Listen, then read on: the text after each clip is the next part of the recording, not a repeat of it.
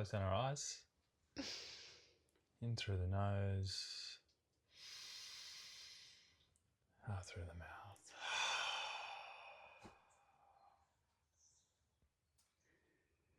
What's your intention for today? My intention is to just bring awareness to some of the things going on for me and for us, and just to put words to them to see if it lands and resonates for folks. Love that. What's your intention? My intention today is to speak from a topic that we're truly going through in life right now, and that will come out with authenticity and love and truth. Let's get into it. So today we want to talk about the shimmer and the grip that it has on the world. And we've certainly noticed in our travels and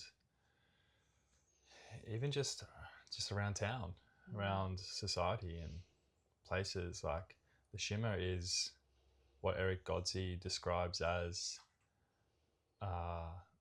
this phone addiction, really, right?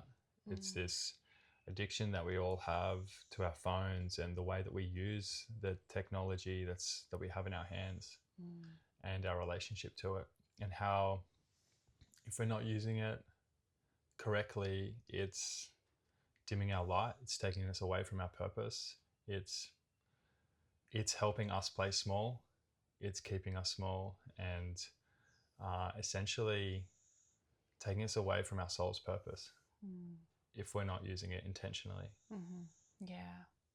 Yeah, and in my own life, it's kept me really distracted as well. Distracted from the things that I could be spending my time doing, but instead there is that habit to go and scroll. And so in my own life, I've been journeying with what it looks like to behave differently with my phone. And it's been really hard.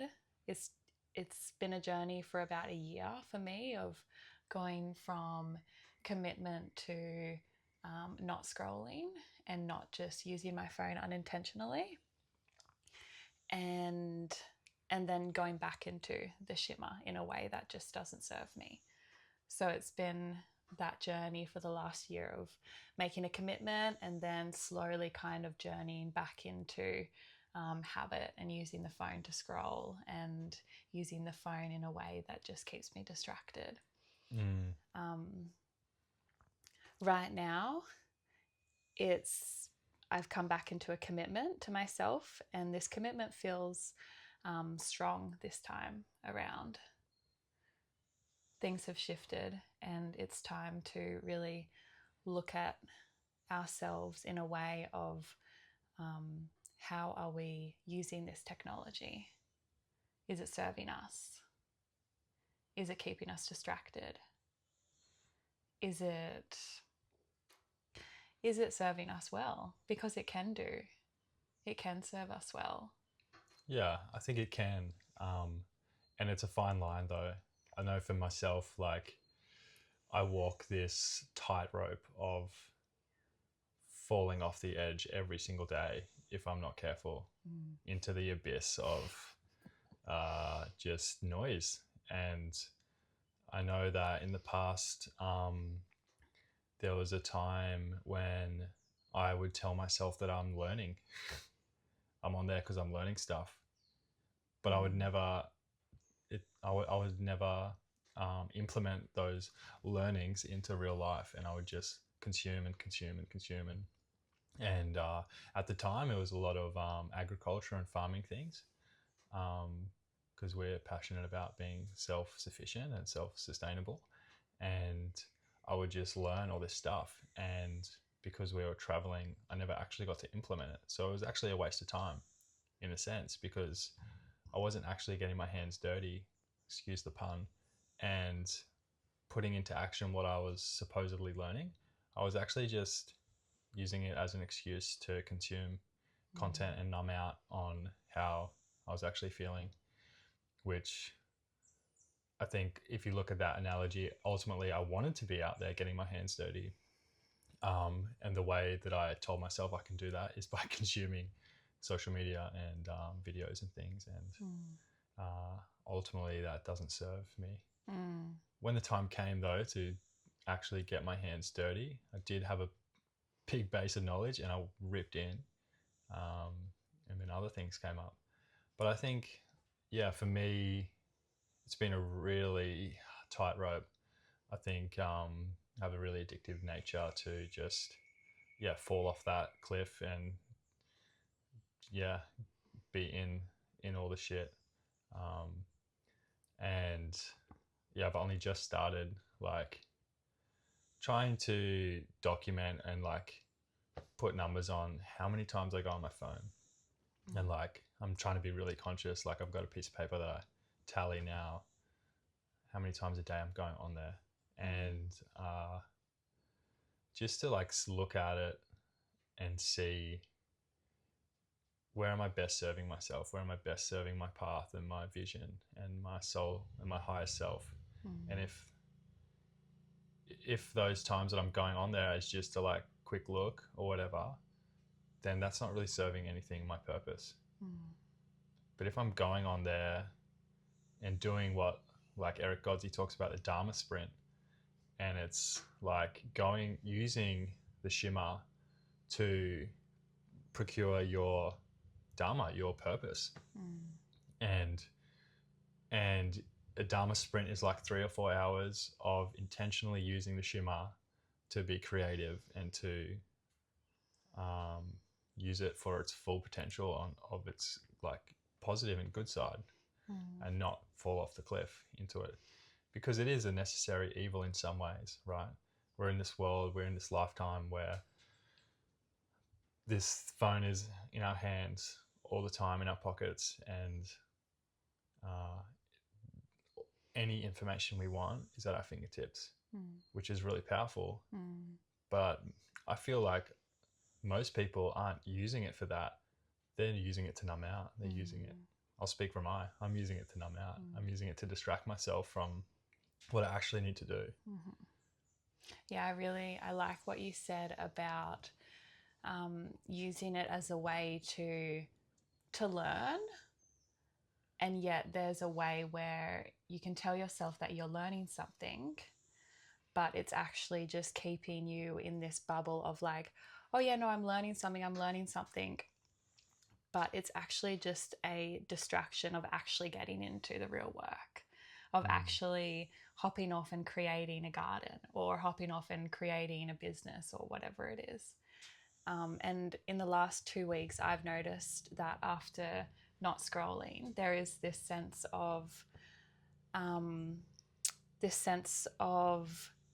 I can see how scrolling kept me with this false sense of I'm doing something right now. And now after 2 weeks of shedding some stuff from that, I can feel that I'm starting to feel like, oh, what am I doing with my spare time, rather than scrolling.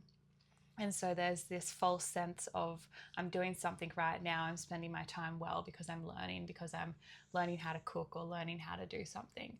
But the real learning comes from within real life, getting your hands in the soil, actually making homemade pasta, rather than just watching someone else do it online.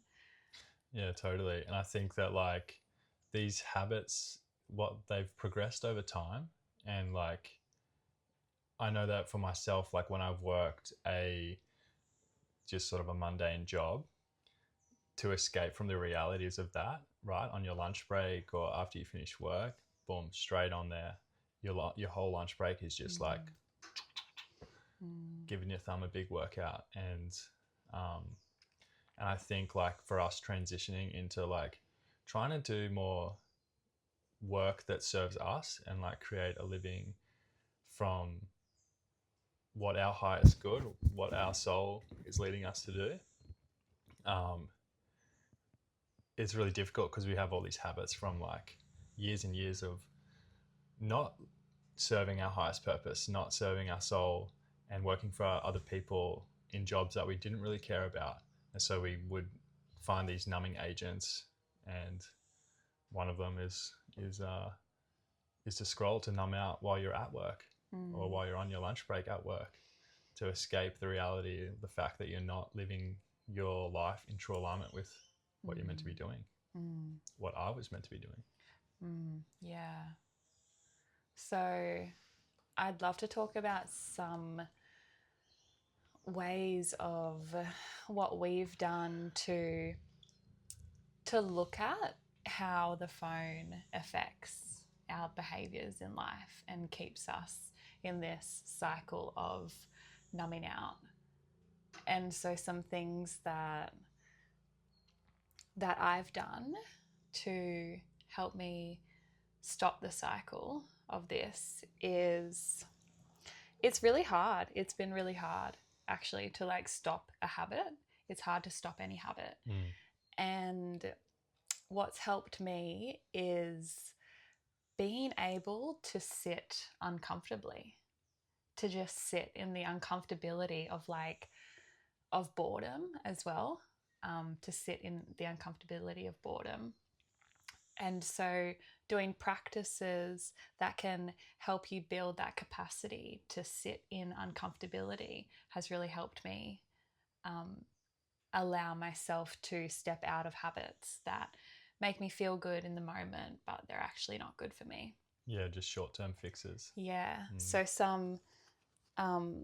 some things that have helped me sit in uncomfortability is doing things like saunaing and ice bathing. And in those moments, it's really uncomfortable, but I'm building my capacity to sit there and just endure the uncomfortability.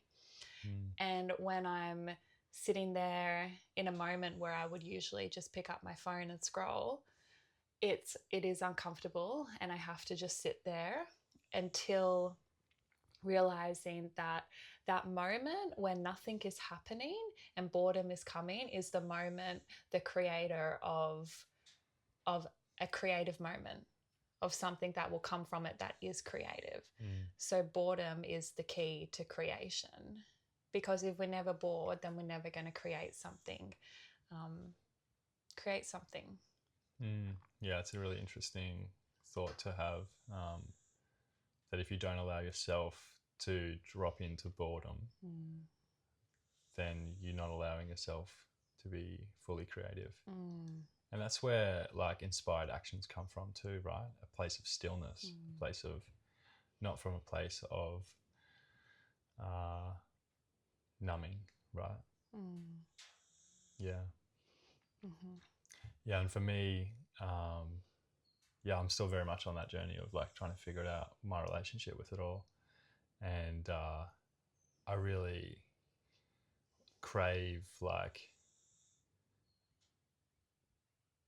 what I think I resonate so much with, like things like breathwork sessions and stuff for myself, is like I am forcing myself to have like 2 hours of, one, a real conversation with a real person, and 2 hours of silence in some sense, or at least an hour in the middle of going inward and like forced rehabilitation of the mind and inward introspection.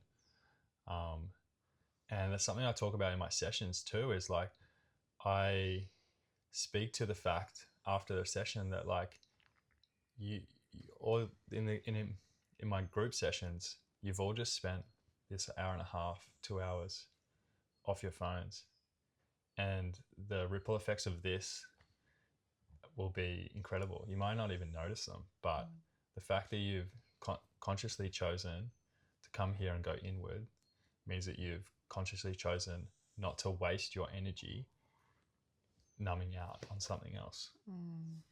Yeah, I think that for me, there's gotten a point in my life when it's a journey as well to getting to the point where I just realized that the phone and scrolling is not serving me in any way. And so there's that journey up to actually having this full empowered view of life of, I can make whatever I want. and create a life that I want. And that helps me to get off of my phone and actually go out and do it and create a business and get fit or do home cooking or whatever it might be. For me right now, it's create a business. And so there's this sense of there's just something better that I can be doing with my time than sitting on my phone. And I feel like it's really hard for someone to get out of that habit of sitting on their phone if there's not this feeling of I can do something better with my time. So for someone to find a hobby or a purpose or a passion is really important as well, to getting off of the phone.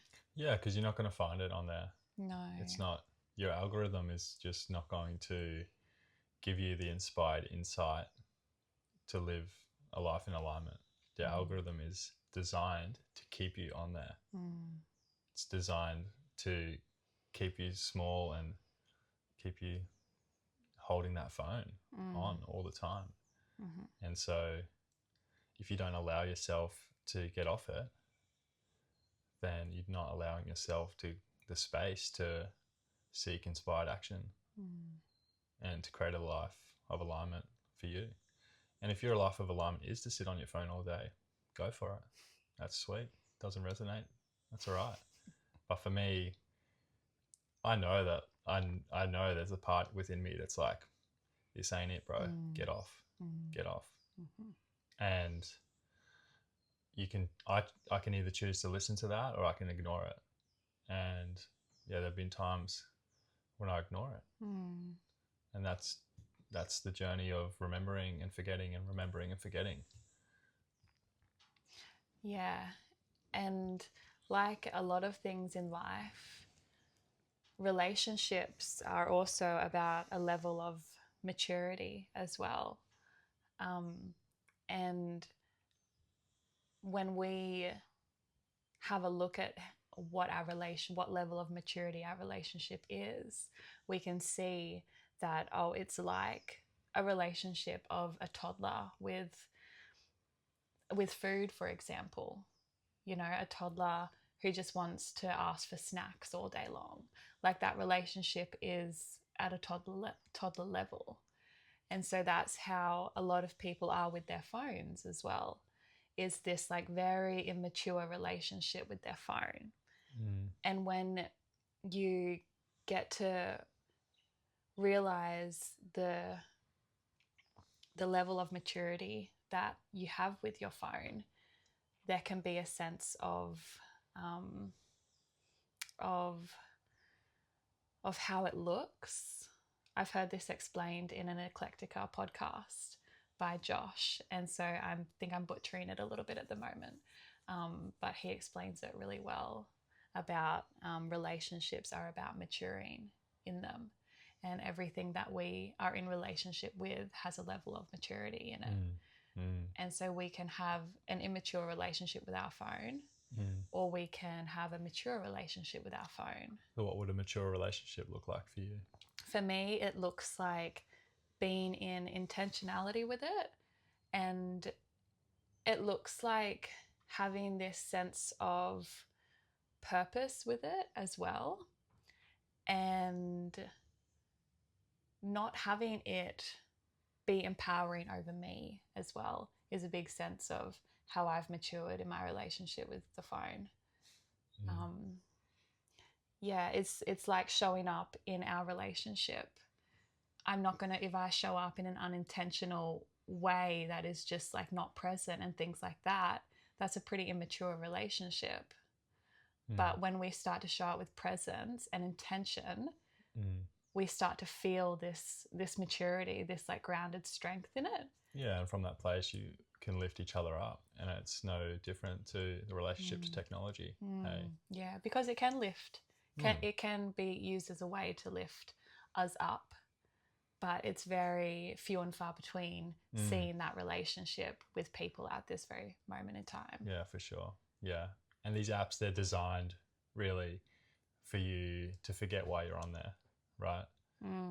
If you like, if I go on there and I'm like, yeah, I'm going to post this thing, I have to go through the algorithm to get to posting the thing. And so it's like there's all these little distractions along the way before you get to the point where you can like post, right? And yeah, it just feels like technology is against you. But I guess, but if you bring that intentionality and you're strong within yourself with that, you can move through that and ignore the noise and get to living your purpose through that intentionality and using technology for good rather than a numbing agent. Yeah. So yeah, hope someone gained something from this conversation. Yeah, maybe some inspired action to create something good on the phone rather than numb out and consume. That's it. We're the consumers or creators, eh? Yeah. And I think most of the world are consumers, and it's really easy to be a consumer. We're very good at consuming as humans, very good. So let's flick that switch and become creators of our own life and step up to the plate of who we want to be and where we want to go. And from that place, beautiful things can happen. Yeah. Cheers to that. Cheers to that.